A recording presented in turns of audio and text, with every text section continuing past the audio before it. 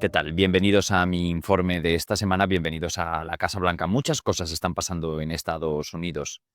Esa operación de cambio en Venezuela después de la captura de Nicolás Maduro, o por ejemplo los disturbios por la muerte de Alex Preti, un estadounidense de 37 años, a manos de policías de frontera. Pero no quiero hablar de estos temas políticos de Estados Unidos, sino de periodismo. Esta semana quiero romper un poco el ciclo de hablar de política y de las cosas que suceden aquí y hablar de los graves errores periodísticos que se están cometiendo y cómo se está pervirtiendo una profesión por puros intereses políticos. ¿Por qué os cuento esto?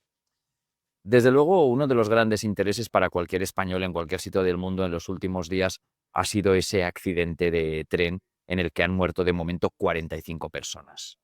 ¿Y por qué se produjo ese accidente? ¿Por qué había una vía rota? Las preguntas que deben hacerse todos los periodistas y las preguntas que le tienen que trasladar a los políticos bajo cuya custodia se han producido estos graves accidentes, ¿no? Y estas muertes de las más graves que ha habido en la historia de los transportes en toda la democracia española.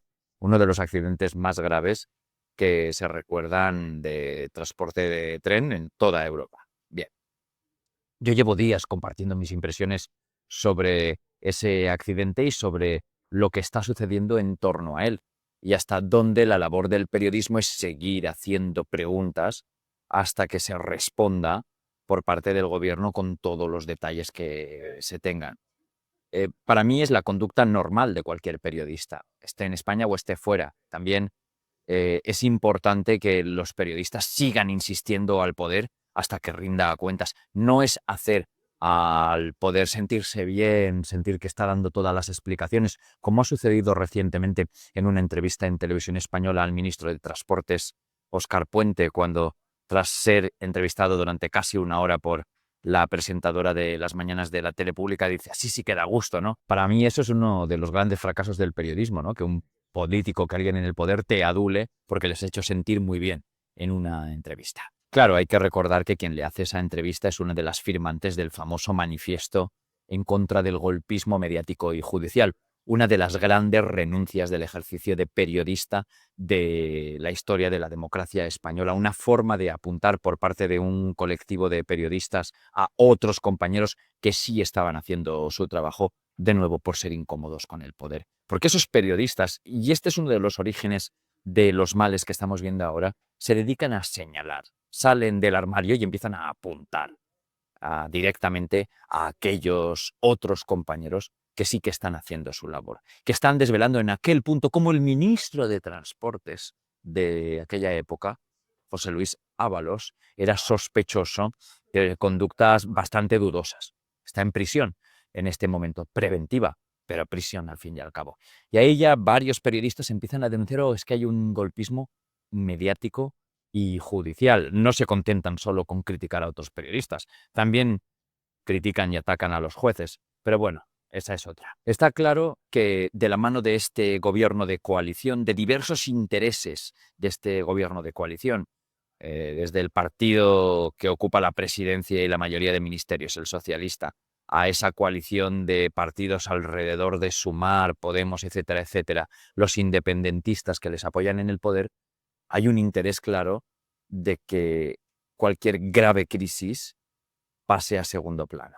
Entonces, esta semana, estos pasados días, cuando yo he comentado alguna cosa en redes, o en cierto, en redes expreso lo que a mí me da la gana. No ejerzo mi periodismo y mi oficio en redes, lo ejerzo en el periódico, lo ejerzo en mis canales, en la tele, en la radio, no en las redes sociales. Pero aún así insisten, oye, ¿por qué no estás hablando de Minneapolis, de ese muerto que ha habido a manos de la patrulla fronteriza? Como si no llevara yo mismo informando de la inmigración, de la entrada de indocumentados, muchos de ellos menores, a través de la frontera desde hace largos años. Hay una especie de inquisición moderna periodística que se dedica a buscar lo que dices en redes, porque si no te has pronunciado exactamente en Twitter sobre lo último que ha sucedido, ya estás traicionando la labor de periodista. Cuando los periodistas lo que tenemos que hacer es investigar, publicar nuestras informaciones y luego ya en nuestras redes sociales podemos decir lo que nos dé la gana también. Yo sí que evito hacer pronunciamientos, opiniones personales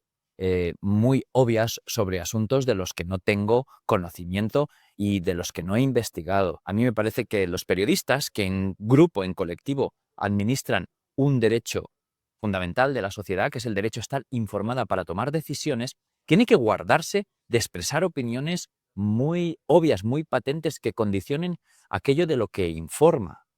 Si yo estuviera aquí en la Casa Blanca expresando constantemente una opinión favorable o desfavorable de quien ocupa la presidencia ahora o antes, eso estaría desvirtuando mi trabajo. Si yo estuviera, en lugar de informando de todo lo que sucede en Estados Unidos, opinando inmediatamente de ello, sin ni siquiera tener el tiempo de reflexionar, investigar, ver qué es lo que está sucediendo, eso desvirtuaría completamente mi trabajo. Por ejemplo, el tema venezolano. Yo llevo trabajando fuentes venezolanas, informando de la campaña de cambio en Venezuela que inició Trump en su primer mandato desde prácticamente 2018-19. Y eso ahora me permite seguir informando con fuentes y dar información.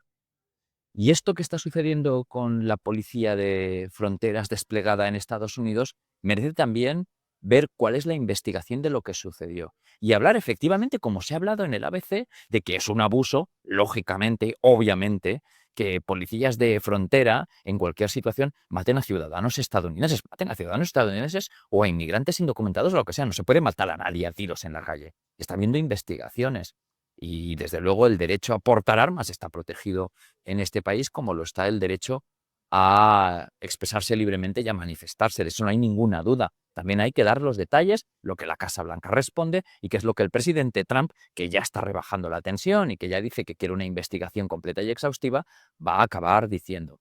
Pero no, inmediatamente en redes, periodistas que viven a miles de kilómetros y se dedican a opinar de absolutamente todo lo que sucede en Estados Unidos, inmediatamente lanza mensajes: oye, esperaba que te pronunciaras ya sobre Minneapolis. Te tienes además que pronunciar, tienes que tener opiniones. Y es que además en España, en estos pasados días, parece que las crisis en Estados Unidos y en muchos otros sitios se quieran emplear para ocupar espacio, para rellenar el espacio que hasta ahora ha estado ocupando el accidente de tren. Y ya, pasamos a lo siguiente, ya no hay nada más. Me ha llamado muchísimo la atención cómo Televisión Española, en lugar además de informar y hacer preguntas, entrevistas incómodas a quienes están en el poder, que es lo que no ha sucedido, se dedican a llenar las ondas, las horas, con tertulias.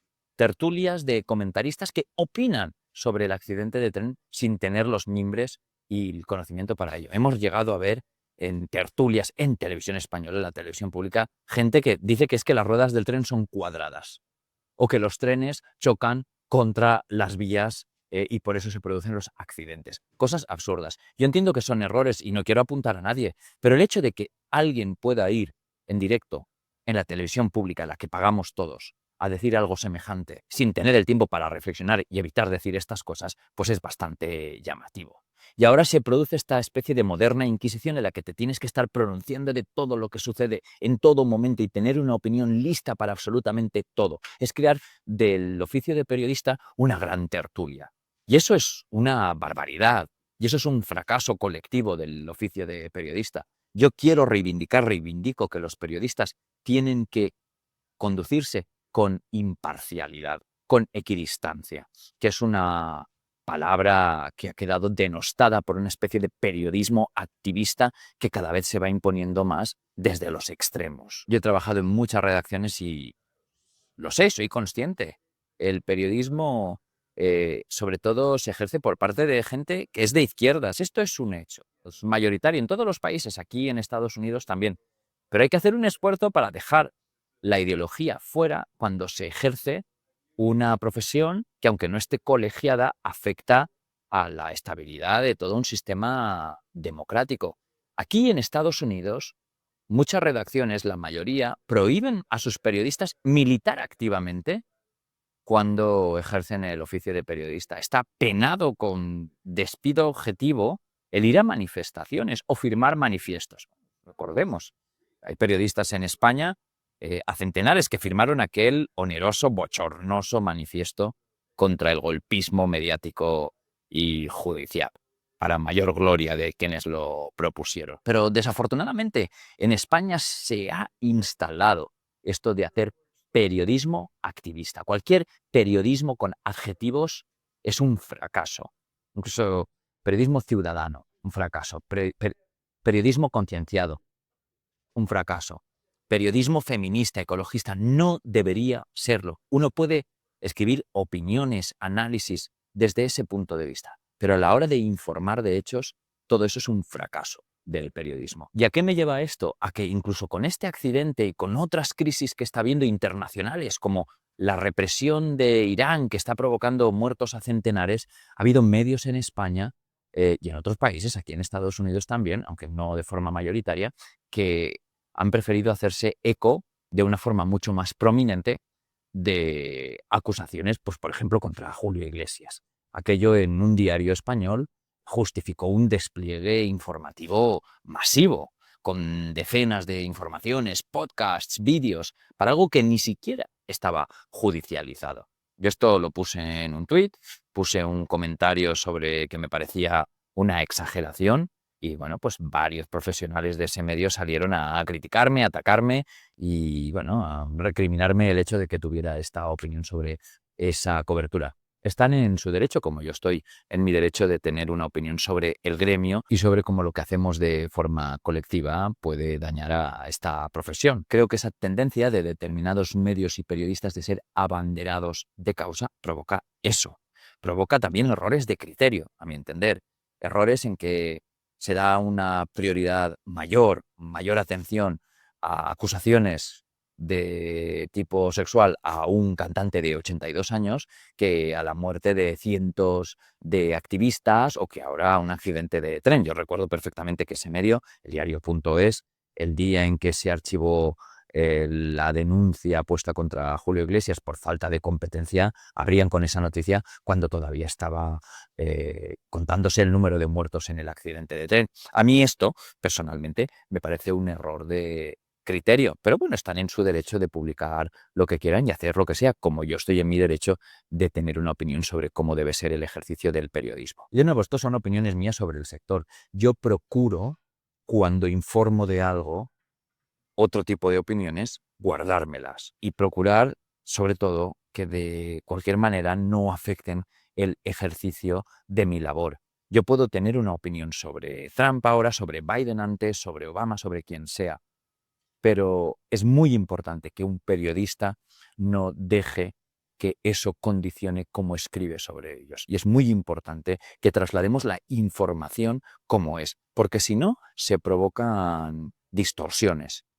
La mayor distorsión que hemos vivido aquí en Estados Unidos en los pasados años ha sido siempre tender a la caricatura de Trump, siempre tender a la exageración sobre lo que es. Ya es un personaje exagerado que se presta a ese tipo de caricatura, pero yo creo que la mayoría, la inmensa mayoría de periodistas nos comimos cómo Trump era más popular entre el electorado de lo que contábamos y cómo construyó ese retorno improbable a la presidencia hace un poco más de un año. Yo desde aquí, humildemente, intento contar eso y contarlo sin adjetivos y sin estridencias. Y sí, me pueden recriminar en España, como se ha hecho, que no pase inmediatamente a expresar opiniones de todo lo que sucede y qué es lo que me parece. Es que si lo hiciera, estaría en otro tipo de oficio, no en el de periodista. Yo creo que informarse, recabar los hechos, tomar todos los detalles, las perspectivas, toma tiempo. Y que además, antes de correr a expresar inmediatamente esto me parece bien, esto me parece mal, esto es un abuso, esto no es un abuso, hay que armarse de todos los mimbres para poder informar honestamente de ello.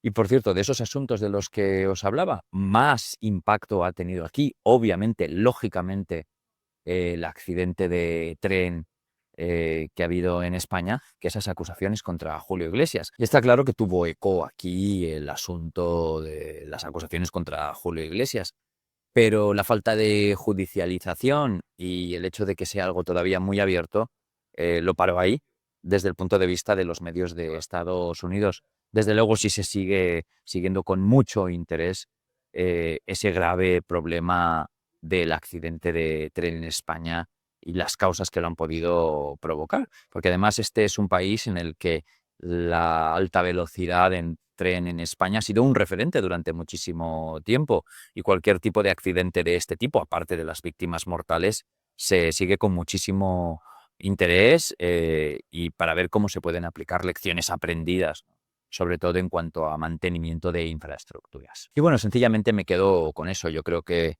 es importante para un periodista en ejercicio de su labor ir con prudencia y manejarse con prudencia y desde luego no ser tan egocéntrico como para pensar que cualquier opinión que pueda tener es lo más importante y lo que se tiene que transmitir de forma prioritaria. Nada más, muchas gracias por seguirme cada semana.